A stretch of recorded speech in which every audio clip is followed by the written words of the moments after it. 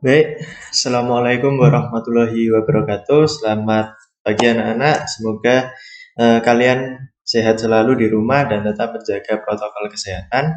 Di sini kita akan membahas tentang redistribusi pendapatan. Nah, apa itu redistribusi pendapatan? Akan kita dalami di slide kali ini seperti itu. Nah, jadi kalian tentu pernah dikasih uang jajan oleh orang tua kalian, seperti itu. Atau kalian sempat melihat, nah itu adalah bentuk bagian dari redistribusi pendapatan dari orang tua ke anak. Lalu kalian juga pernah melihat orang tua membayar pajak kendaraan bermotor. Nah, itu adalah bagian dari redistribusi pendapatan itu sendiri. Nah, baik, redistribusi pendapatan ini erat kaitannya dengan kesejahteraan sosial bagi seluruh rakyat Indonesia. Itu termaktub pada sila ke-5 dalam Pancasila. Ini diusahakan dengan adanya redistribusi pendapatan, kita akan terjadi pemerataan atau kesejahteraan bagi seluruh rakyat Indonesia dengan prinsip adil, sejahtera, dan merata. Kalian pernah jalan-jalan di mana? Kota Jogja. Di sana ada gedung-gedung yang tinggi, lalu juga ada kawasan kumuh. Nah, di situ adanya kesenjangan ini. Tentu dengan adanya redistribusi pendapatan, setidaknya kesenjangan itu akan meminimalisir sehingga tidak terjadi kesenjangan itu sendiri. Baik, pada pembelajaran kali ini kita akan melalui 3 aktivitas pembelajaran, yaitu adalah pengertian redistribusi pendapatan, programnya apa saja, lalu alternatif prakteknya itu seperti apa.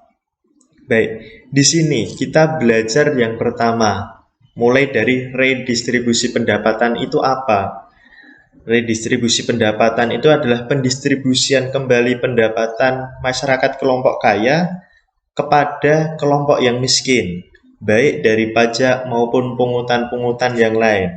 Jadi, kelompok kaya melalui pajak dan pungutan-pungutan lain didistribusikan ke kelompok masyarakat menengah ke bawah agar terjadi pemerataan di Indonesia itu sendiri. Dalam bentuk apa? Dalam bentuk jaminan sosial dari negara kepada masyarakat, seperti itu. Baik, di sini ini gambar yang paling sebelah kiri.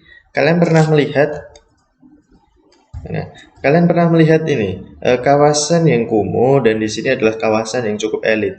Di sini terjadi kesenjangan yang sangat luar biasa. Nah, ini adalah bentuk daripada ketimpangan atau kesenjangan itu sendiri, seperti itu. Oleh karena itu, kita butuh redistribusi pendapatan.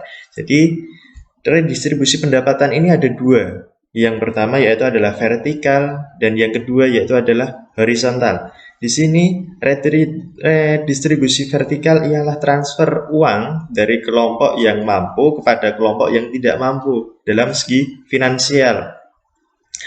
Nah, seperti kita membayar pajak, seperti kita nanti mendapat gaji itu ada pajak penghasilan, seperti ada di kalian pernah pergi ke Indomaret atau supermarket atau mall, dia terkena pajak-pajak. Nah, itu adalah bagian dari pajak yang akan disalurkan kepada kelompok menengah ke bawah, seperti itu. Nah, yang kedua yaitu adalah redistribusi secara horizontal.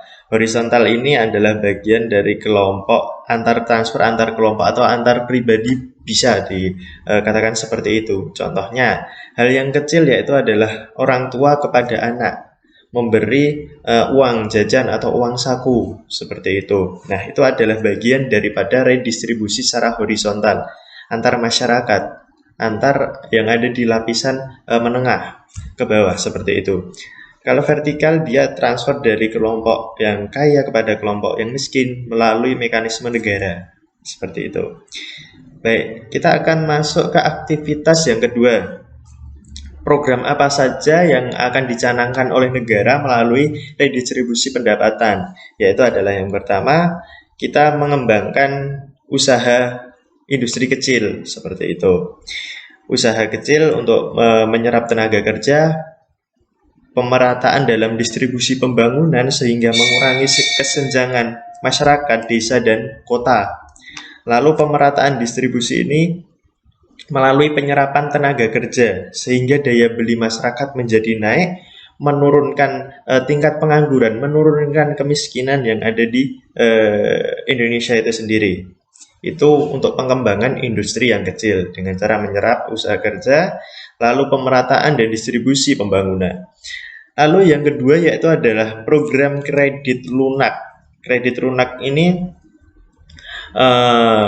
pinjaman berbasis komunitas. Jadi misalkan anak-anak atau orang tua atau sekitar kalian mempunyai usaha mikro kecil menengah, dia bisa mengajukan kredit melalui kredit usaha rakyat yang namanya itu KUR, kredit usaha rakyat. Lalu yang ketiga adalah program pemberian jaminan akses kebutuhan dasar bagi rakyat bawah. Itu biasanya dalam bentuk subsidi, biasanya dalam bentuk bantuan. Nah, kebutuhan dasar itu ada apa saja? Kemarin pada pembelajaran kemarin kita sudah bicara tentang kebutuhan. Ada kebutuhan dasar itu adalah kebutuhan primer, sandang, pangan, dan papan. Nah, setidaknya negara menjamin ketiga hal itu melalui program pemberian jaminan akses kebutuhan dasar bagi rakyat bawah melalui program namanya BLT yang mungkin sekarang juga sudah ada di tingkat desa BLT. Lalu ada PKH, program keluarga harapan dalam jaminan sosial untuk warga negara menengah ke bawah. Lalu yang mungkin kita rasakan, yang mungkin itu dekat dengan dunia pendidikan yaitu adalah BOS, bantuan operasional sekolah. Lalu mungkin anak-anak juga beberapa juga mendapatkan beasiswa-beasiswa. Lalu juga ada yang kartu Indonesia Pintar yang dicanangkan pada tahun ini oleh Bapak Jokowi. Itu merupakan program pemberian jaminan untuk kebutuhan dasar, baik kesehatan maupun pendidikan. Baik, lalu kerjasama swasta lokal dan asing. Nah, ini contohnya perusahaan-perusahaan besar seperti Indofood, seperti Gudang Garam dan lain Sampurna. Dia mempunyai namanya CSR, program yang namanya CSR, Corporate Social Responsibility. Dia mempunyai tanggung jawab sosial yang diberikan atas kerjasama antara pemerintah dan perusahaan itu sendiri untuk melakukan jaminan sosial untuk agar semua masyarakat bisa menikmati hasil dari pembangunan ekonomi yang diciptakan antara kerjasama antara perusahaan dan pemerintah itu sendiri, sehingga terjadi keseimbangan baik lingkungan, nilai, dan norma-norma budaya yang ada di masyarakat itu sendiri. Lalu yang kelima yaitu adalah kita melihat konsistensi pemerintah dalam menegakkan hukum dan keadilan ekonomi. Pemerintah ini sebagai regulator sehingga perlu adanya keseimbangan hukum dan keadilan dalam redistribusi pendapatan itu sendiri. Dan redistribusi pendapatan itu sendiri bisa sampai ke masyarakat menengah ke bawah itu melalui mekanisme dan melalui aturan-aturan. Sehingga pemerintah perlu menjamin hal ini. Seperti itu. Baik. Di sini yang kita masuk ke aktivitas yang ketiga, yang itu aktivitas terakhir pada bab redistribusi pendapatan.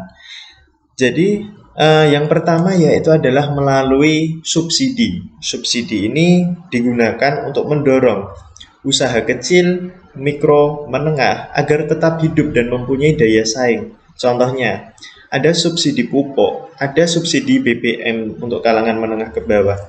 Ada mungkin di tengah pandemi ini ada subsidi-subsidi lain yang itu digelontorkan kepada masyarakat menengah ke bawah untuk mendorong usaha kecil, untuk memperkaya, untuk menstimulus masyarakat agar mempunyai inovasi berusaha, inovasi untuk melanjutkan usaha-usahanya.